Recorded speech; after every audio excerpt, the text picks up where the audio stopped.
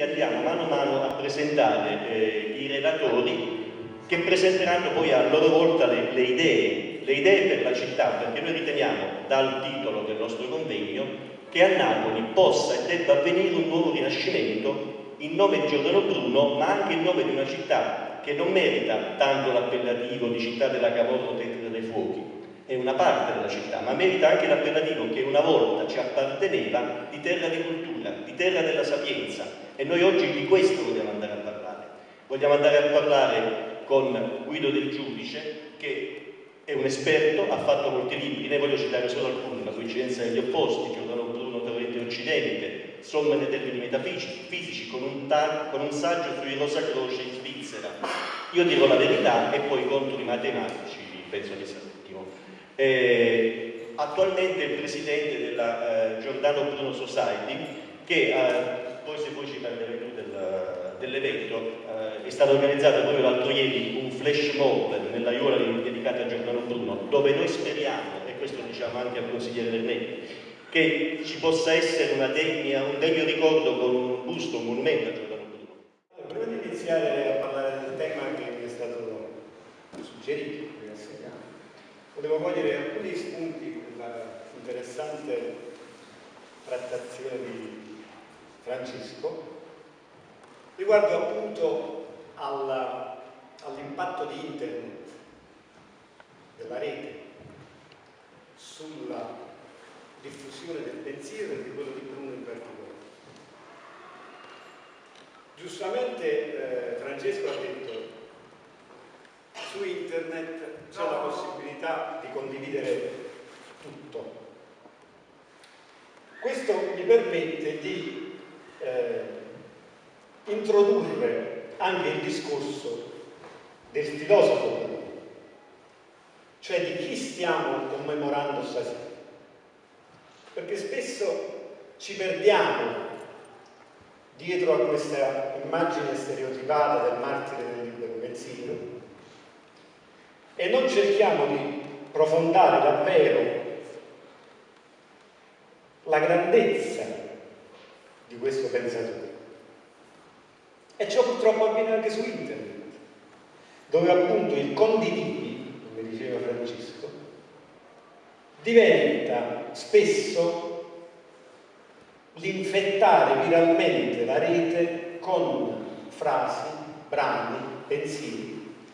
che non sono di Bruno. Se voi fate una ricerca Giordano Bruno su Google, il 50% delle citazioni che escono come risultato sono apocrife, vengono da versioni romanzate della vita di Bruno, vengono dalla sceneggiatura del film di Montalvo e di Volonté, e ciò è una delle cause principali dell'eternarsi appunto di questa figura acritica del martire del libero pensiero. Che significa libertà di pensiero, particolarmente per Bruno? Non significa poter dire tutto quello che ci passa per la testa soltanto perché riteniamo che sia un qualche cosa di politically correct quanto a tolleranza. La libertà di pensiero di Bruno, di Giordano Bruno, si basava su solide basi culturali e filosofiche. La libertà di pensiero di Bruno si basava sulla disputa. Bruno è un figlio di questo convento, dove appunto nel cursus degli studi la retorica era una delle materie principali e l'abilità nella disputa era una delle doti principali riconosciute e per cui andavano famosi come i cani. E Bruno fu un grande figlio di questa tradizione. Lui aveva una visione sportiva della disputa. La disputa a quei tempi era un vero e proprio agone sportivo, regolato da un codice ben definito, nella quale i due contendenti si affrontavano senza esclusione di colpi, ma all'interno di una correttezza dialettica che doveva portare alla fine alla vittoria della tesi predominante. E quindi per Bruno libertà di pensiero significa poter esprimere il proprio pensiero, ma confrontandolo con gli altri e, se necessario, adeguarlo alla verità che l'avversario porta nella disputa stessa. Non per niente una delle caratteristiche principali del pensiero di Bruno, e non smetterò mai di sottolineare, è quello di essere un pensiero a strati successivi. Questo è anche, si tramuta poi, appunto, se non viene presa nel modo giusto, in un difetto, perché della, per fortuna, ampia produzione letteraria e filosofica del Novanta, è possibile trovare tutto il contrario di tutto. Perché lui, proprio per questo suo rigore filosofico, in un testo esponeva una tesi,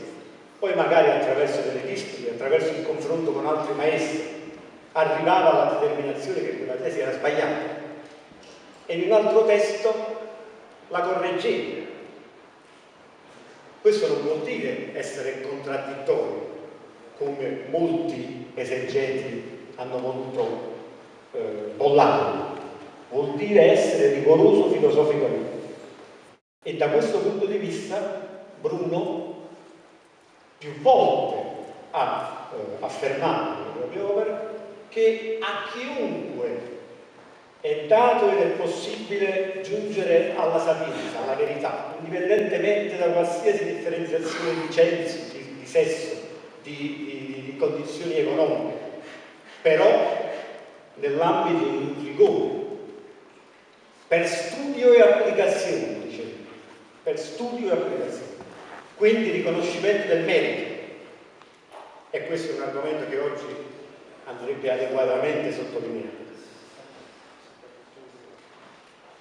E l'altro aspetto fondamentale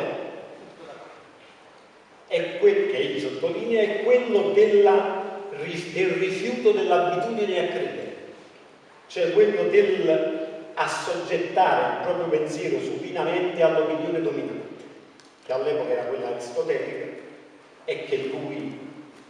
osteggia, combatte, critica, ma combatte essendo uno dei più grandi conoscitori della filosofia aristotelica, riconosciuto per la formazione che ebbe appunto qui a San Domenico, per la sua lunga, oddio dire lunga per uno che ha vissuto 52 anni, ma possiamo dire 44 perché oggi per passare in galera è relativo, però lunga per la sua storia filosofica e per la sua peregrinazio, che noi sappiamo essere stata tormentata, durante la quale lui si sostenne appunto insegnando la filosofia aristotelica, che conosceva quindi come le sue tasche, ed era perciò, si sentiva perciò in diritto e con le capacità di poterla criticare e superare, se è possibile. Superare perché noi siamo qui a commemorare un genio misconosciuto spesso, sul quale ha gravato e grava a tutt'oggi la condanna della Chiesa Cattolica, ma che chiunque si applichi allo studio delle sue opere potrà rendersi conto di questa sua genialità. Perché la caratteristica del genio qual è? C'è un bel libro famoso di Harald Bloom, Il canone occidentale, nel quale appunto il critico statunitense stabilisce quali sono i testi fondamentali, le letture fondamentali che la cultura occidentale dovrebbe prevedere per ognuno di noi. Chiaramente questo è opinabile, anch'io non sono d'accordo su determinate scelte, chiaramente essendo fatte da un americano favorisce alcuni testi piuttosto che altri, però il principio che lui, sono molto d'accordo sul principio che lui enuncia nell'introduzione. E lo fa a proposito di Shakespeare, che non per niente lui mette al centro come principale depositario, diciamo, di questa cultura occidentale. E contro coloro che sostengono che il genio è colui che arriva e spazza tutto via con la sua genialità. Egli giustamente sostiene che invece non è così, perché anche Shakespeare aveva nel suo retroterra Marlowe e Chaucer, i racconti di Canterbury e così via. Ma il genio è colui che introietta questi suoi predecessori dall'interno e li supera dall'interno. E così è in Bruno. Per me una delle caratteristiche principali della genialità di Bruno è quella di sapersi scegliere i maestri, del genio in particolare. Il genio sa scegliere, sa trovare quali sono i personaggi di riferimento che gli possono dare ciò che egli cerca e che sente più affine alla propria sensibilità e alla propria filosofia. Se non che per sfortuna della Chiesa Cattolica questa sua ricerca era molto ampia, e se è vero che egli non perde occasione per esprimere reverenza nei confronti del divino Aquinato, San Tommaso d'Aquino, vicino alla cui cella alloggiò in questo convento, e per il divino Cusano, quindi personaggi che facevano parte della cultura cattolica. È anche vero che la sua onnivora fame di sapienza lo portò fin dall'inizio a cercare la sapienza in Erasmo da Rotterdam, perfino in anni, e così in seguito in Paracelso, in tutti gli autori considerati all'epoca eretici, ma che tutti lasciarono nel suo pensiero, nella sua filosofia, un'impronta indelebile e feconda di quei risultati, alcuni dei quali abbiamo prima sorvolato, per così dire, a volo d'uccello, come appunto il culto delle immagini,